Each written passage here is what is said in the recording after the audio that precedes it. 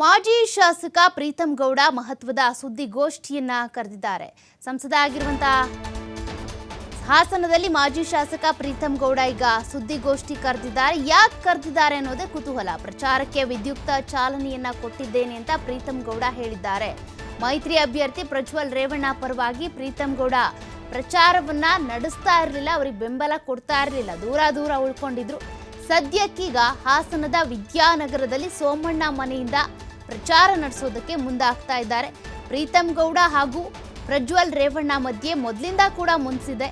ಅವರೀಗ ಮೈತ್ರಿ ಅಭ್ಯರ್ಥಿಯಾಗಿ ಪ್ರಜ್ವಲ್ ರೇವಣ್ಣ ಕಣಕ್ಕಿಳಿದಿರೋದ್ರಿಂದ ಸಪೋರ್ಟ್ ಸಿಗ್ತಾ ಇಲ್ಲ. ಮೈತ್ರಿ ಅಭ್ಯರ್ಥಿ ಪ್ರಜ್ವಲ್ ರೇವಣ್ಣ ಪರ ಈಗ ಪ್ರಚಾರ ನಡೆಸೋದಕ್ಕೆ ಪ್ರೀತಂ ಗೌಡ ಮುಂದಾಗ್ತಾ ಇದ್ದಾರೆ. ಹೈಕಮಾಂಡ್ ಸೂಚನೆಗೆ ಹಾಗಾದ್ರೆ ಮಣಿದಿದ್ದಾರಾ ಪ್ರೀತಂ ಗೌಡ ಅನ್ನುವಂತ ಪ್ರಶ್ನೆ ಕೂಡ. ಹಾಗಾಗಿ ಎಲ್ಲ ಕಡೆ ಪ್ರವಾಸ ಮಾಡಿಸ್ತಾ ಇದ್ದಾರೆ. ಇದು ಒಬ್ಬ ನಾಯಕನನ್ನ ತಯಾರು ಮಾಡುವಂಥದ್ದು ಮತ್ತು ಸೃಷ್ಟಿ ಮಾಡುವಂತ ಕಲ್ಪನೆ ಇರುವಂತದ್ದು ಭಾರತೀಯ ಜನತಾ ಪಾರ್ಟಿ. ಒಬ್ಬ ಸಾಮಾನ್ಯ ಕುಟುಂಬದ ಒಬ್ಬ ಸರ್ಕಾರಿ ನೌಕರನ ಮಗನನ್ನ ಒಂದು ರಾಜ್ಯದ ನಾಯಕನಾಗಿ ಮಾಡುವಂತ ಶಕ್ತಿ ಭಾರತೀಯ ಜನತಾ ಪಾರ್ಟಿಗಿದೆ. ಆ ಕೆಲಸವನ್ನ ನನ್ನ ಒಬ್ಬ ಕಾರ್ಯಕರ್ತ ಅಂತ ಹೇಳಿ ಬೆಂತಟ್ಟು ಕೆಲಸ ಮಾಡಿಸ್ತಾ ಇದ್ದಾರೆ. ನಾನು ಹೇಳ್ತಿರೋದು ಕಂಪ್ಲೇಂಟ್ ಕೊಟ್ಟಿದ್ದಕ್ಕೆ ನಾನು ಬಂದಿದ್ದೀನಾ ಅಂತ ಕೇಳ್ತಿದ್ದೀರಲ್ಲ. ಒಂದ್ ನಿಮಿಷ ನಾನು ಹೇಳ್ತಾ ಇರೋದು, ನೀವು ಕಂಪ್ಲೇಂಟ್ ಕೊಟ್ಟಿದ್ದಾರೆ ಅದಕ್ಕೆ ಬಂದಿದ್ದಾರೆ ಅಥವಾ ಮೈತ್ರಿ ನಾಯಕರು ಭೇಟಿ ಮಾಡಿದ್ದಾರೆ ಅದಕ್ಕೆ ಮಾಡ್ತಿದ್ದಾರೆ ಅಂತ ಹೇಳಿ ನಿಮ್ಮಲ್ಲಿ ಭಾವನೆ ಬೇಡ. ನಾನು ಒಬ್ಬ ಜವಾಬ್ದಾರಿಯುತ ಭಾರತೀಯ ಜನತಾ ಪಾರ್ಟಿಯ ಕಾರ್ಯಕರ್ತನಾಗಿ ನನ್ನ ಕೆಲಸವನ್ನ ನಾನು ಬೂತ್ ನಿಂದ ಪ್ರಾರಂಭ ಮಾಡಿದ್ದೀನಿ. ಬೂತ್ ಗೆದ್ರೆ ದೇಶ ಗೆಲ್ಬಹುದು ಅನ್ನೋ ಕಲ್ಪನೆಯನ್ನ ನಮ್ಮ ಸಂಘಟನೆಗಾರರು ಹೇಳ್ಕೊಟ್ಟಿದ್ದಾರೆ, ನಮ್ಮ ಭಾರತೀಯ ಜನತಾ ಪಾರ್ಟಿಯ ಪ್ರಮುಖರು ಹೇಳ್ಕೊಟ್ಟಿದ್ದಾರೆ. ಆ ಕೆಲಸವನ್ನ ನಾವು ಮಾಡ್ತಾ ಇದ್ದೀವಿ ಅನ್ನೋದನ್ನ ಮಾತ್ರ ಇಲ್ಲಿ ಹೇಳ್ತಾ ಇದ್ದೀನಿ.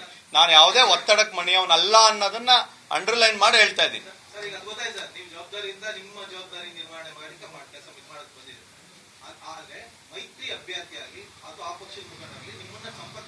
ಅವಶ್ಯಕತೆನೇ ಇಲ್ಲ ನನಗೆ.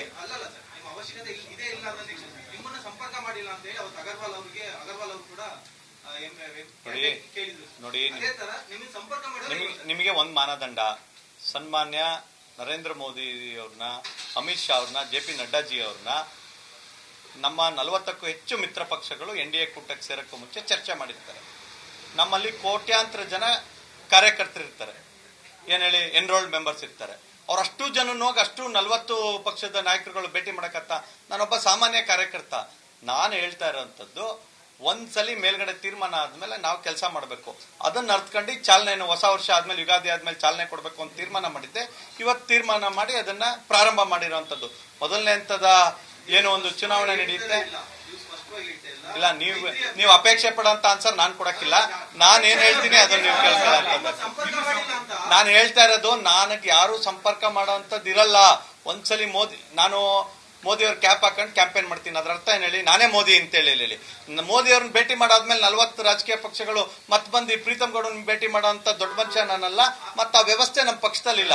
ಮೇಲೆ ಒಂದ್ಸಲಿ ತೀರ್ಮಾನ ಆದ್ರೆ, ರಾಷ್ಟ್ರೀಯ ಅಧ್ಯಕ್ಷರು ತೀರ್ಮಾನ ಮಾಡಿದ್ರೆ ರಾಜ್ಯಾಧ್ಯಕ್ಷರು ಅದನ್ನ ನನಗೆ ಗಮನಕ್ಕೆ ತರ್ತಾರೆ. ನಾನು ಆ ಗಮನಕ್ಕೆ ತಂದ ತಕ್ಷಣ ನಾನು ನಮ್ಮ ಮಂಡಲ ಅಧ್ಯಕ್ಷರ ಗಮನಕ್ಕೆ ತರ್ತೀನಿ, ನಮ್ಮ ವಿಭಾಗಕ್ಕೆ ಗಮನಕ್ಕೆ ತರ್ತೀನಿ. ಇದೊಂದು ಪಾರ್ಟಿ ಸಿಸ್ಟಮ್. ಆ ಸಿಸ್ಟಮ್ ಸ್ನೇಹದಿಂದಲೋ ಅಥವಾ ನಮಗೆ ಸಪೋರ್ಟ್ ಮಾಡಿ ಅಂತಲೋ ಅಪ್ರೋಚ್ ಮಾಡೋದು ಸಹಜ. ಆ ರೀತಿ ಪ್ರಜ್ವಲ್ ರೇವಣ್ಣ ಅವರು ನಿಮಗೆ ಈ ಬಾರಿ ಚುನಾವಣೆ ಎಲ್ಲರೂ ಸಪೋರ್ಟ್ ಮಾಡಿ ಅಂತ ಎಲ್ಲರೂ ಹೇಳಿದ್ದಾರೆ, ಎಲ್ಲರೂ ಕೇಳಿದ್ದಾರೆ, ನಮ್ಮ ಕಾರ್ಯಕರ್ತರನ್ನು ಕೇಳಿದ್ದಾರೆ, ಎಲ್ಲರೂ ಸೇರ್ ಮಾಡ್ತಾ ಇದೀವಿ, ತಿಂಡಿ ತಿನ್ನೋಣ ಅಂತ ಎಲ್ಲಾರನ್ನೂ ಕೇಳಿದ್ದಾರೆ. ಎಲ್ಲಾರನ್ನು ವಿಜೇಂದ್ರ ಅವರು JDS ಮತ್ತು BJP ಎರಡೂ ಶಾವನ್ನ ಹಾಕೊಂಡಿದ್ರು. ಆ ರೀತಿ ನೀವು ಹಾಕೊಂಡು ಪ್ರಚಾರ ಮಾಡಿದ್ರೆ ನಾನು ಭಾರತೀಯ ಜನತಾ ಪಾರ್ಟಿಯ ಕಾರ್ಯಕರ್ತ, ಭಾರತೀಯ ಜನತಾ ಪಾರ್ಟಿ ಕಾರ್ಯಕರ್ತನಾಗಿರ್ತೀನಿ. ನಮ್ಮ ರಾಜ್ಯ ಅಧ್ಯಕ್ಷರು ಏನ್ ಸೂಚನೆ ಕೊಡ್ತಾರೆ ಆ ಕೆಲಸವನ್ನ ಕಾರ್ಯಕರ್ತನಾಗಿ ಮಾಡ್ತೀನಿ. ಚಾಲನೆ ಕೊಟ್ಟಿದ್ವಿ. ಈ ಮೂಲಕ ಇನ್ನು 2221 ಬೂತ್ ಅಧ್ಯಕ್ಷರು ಇನ್ಕ್ಲೂಡಿಂಗ್ 2 ಶಾಸಕರು ನಮ್ಮ ಹಾಸನ ಜಿಲ್ಲೆ ಬರೋರ್ಗೂ ನಾನು ನಿಮ್ಗಳ ಮೂಲಕ ಮನವಿಯನ್ನ ಮಾಡಿದ್ದೀನಿ. ತಮ್ಮ ಬೂತಲ್ಲಿ ಕೆಲಸ ಪ್ರಾರಂಭ ಮಾಡಬೇಕು. ಸುಮ್ಮನೆ ಓಡಾಡ್ತಾ ಇದ್ರೆ ಕೆಲಸ ಆಗೋದಿಲ್ಲ ಅನ್ನೋದನ್ನ ಜಿಲ್ಲಾಧ್ಯಕ್ಷರು, ಎಲ್ಲಾ ಮಂಡಲ ಅಧ್ಯಕ್ಷರು, ಪರಾಜಿತ ಅಭ್ಯರ್ಥಿಗಳಿಗೆ ಸೂಚನೆಯನ್ನು ಕೊಡ್ತಾ ಇದ್ದೀನಿ. ಅವ್ರ ಕೈ ಕೆಲಸ ಪ್ರಾರಂಭ ಮಾಡ್ತೀನಿ. ಅದೆಲ್ಲ ಯಾರೋ ಇರ್ತಾರೆ. ನೀವು ನನ್ನ ಅತ್ಯಾಪ್ತರು, ನೀವು ಪತ್ರಿಕೋದ್ಯಮದಲ್ಲಿ ಇದಾರೆ ಅಂತ ಹೇಳಿದ್ರೆ, ಪತ್ರಿಕೋದ್ಯಮದಲ್ಲಿ ಇದಾರೆ ಯಾಕೆ ಅಂತ ಕೇಳಿದ್ರೆ ಅವರ ವೃತ್ತಿ ಒಬ್ಬೊಬ್ರಿಗೆ ಒಂದೊಂದಿರುತ್ತೆ. ನಮ್ಮ ಹಾಸನ ವಿಧಾನಸಭಾ ಕ್ಷೇತ್ರದಲ್ಲಿ 90 ಲಕ್ಷಕ್ಕೂ ಹೆಚ್ಚು ಭಾರತೀಯ ಜನತಾ ಪಾರ್ಟಿಯ ಮೆಂಬರ್ಸ್ ಇದ್ದಾರೆ. ನನ್ಗೆ ಹಾಕಿದ್ದು 78,000 ಇರ್ಬೋದು. ಆದ್ರೂ 90,000ಕ್ಕೂ ಹೆಚ್ಚು ಎನ್ರೋಲ್ಡ್ BJP ಮೆಂಬರ್ಸ್ ಇದ್ದಾರೆ. ಆ ಮೆಂಬರ್ಸ್ ಅಲ್ಲಿ ಒಬ್ರು ಇಬ್ರು ಹೋದ್ರು ಅಂತ ಹೇಳಿ 500 ಜನ ನಾನು ಕಾಂಗ್ರೆಸ್ ಇಂದ ಕರ್ಕೊಂಡ್ ಬಂದಿದ್ದೀನಿ ಈ MP ಚುನಾವಣೆಗೋಸ್ಕರ. ಭಾರತೀಯ ಜನತಾ ಪಾರ್ಟಿಗೆ, ಅದನ್ನ ಕ್ಯಾಚ್ ಮಾಡಕ್ಕಲ್ಲ. ಹಂಗ ಒಂದೊಂದು ಮನ್ಸು ಬರುತ್ತೆ, ಅದಕ್ಕೇನು ತಲೆ ಯಾರೋ ಒಬ್ರು ವ್ಯಕ್ತಿಗೆಲ್ಲ ಪ್ರಾಮುಖ್ಯತೆ ಕೊಡೋದಿಲ್ಲ. ಅವರೆಲ್ಲ ಆ ತರ ಏನು ತಲೆ ಕೆಡಿಸ್ಕೊಳ್ಳಂಗಿಲ್ಲ. ಸಾರ್ವಜನಿಕ ವಲಯದಲ್ಲಿ ಈಗ ಒಂದು ಇದಿದೆ, ಏನು ಅಂದ್ರೆ ಮೈತ್ರಿ ಅಭ್ಯರ್ಥಿಯವರು ಪ್ರೀತಮ್ ಗೌಡರು ವಿರೋಧಿಗಳನ್ನ ಮಾತ್ರ ಭೇಟಿ ಮಾಡ್ತಾ ಇದ್ದಾರೆ ಅನ್ನೋದು ಜನಕ್ಕೆ ಆಲ್ರೆಡಿ ಇದು ಬಂದಿದೆ. ಅದ್ರ ಬಗ್ಗೆ ತಮ್ಮ ಅಭಿಪ್ರಾಯ ಏನು? ನಾನು ನೋಡಿ, ವಿರೋಧಿಗಳು ಅಂತೇಳಿ ಹೇಳಿ ವ್ಯಕ್ತಿಗತವಾಗಿ ನನ್ಗೆ ಯಾರು ಇಲ್ಲ. ರಾಜಕೀಯವಾಗಿ ನನ್ನ ವಿರೋಧಿ ಯಾರು ಅಂತೇಳಿ ಕೇಳಿದ್ರೆ ಇಡೀ ರಾಜ್ಯಕ್ಕೆ ಗೊತ್ತಿದೆ. ನನ್ಗೆ ಹಂಗಂತ ಅವ್ರ ಮನೆಗೆ ಹೋಗ್ತಾರೆ ಅಂತ ಬೇಜಾರಾಗತ್ತಾ, ಅಥವಾ ಅವ್ರ ಅಭ್ಯರ್ಥಿ ಆಗ್ತಾರೆ ಅಂತ ಬೇಜಾರಾಗತ್ತಾ? ನಮ್ಮ ಮೂಲ ಉದ್ದೇಶ ಇರೋಂಥದ್ದು ಮೋದಿಯವರು ಪ್ರಧಾನಮಂತ್ರಿ ಆಗ್ಬೇಕು ಅಂತ ಹೇಳಿ ನಾವು 3ನೇ ಬಾರಿಗೆ ಪ್ರಧಾನಮಂತ್ರಿ ಮಾಡೋದಕ್ಕೆ ಹೊರಟಿದ್ದೀವಿ. ಎಲ್ಲರೂ ದಯಮಾಡಿ ತಿಂಡಿ ತಿನ್ನಿ. Thank you.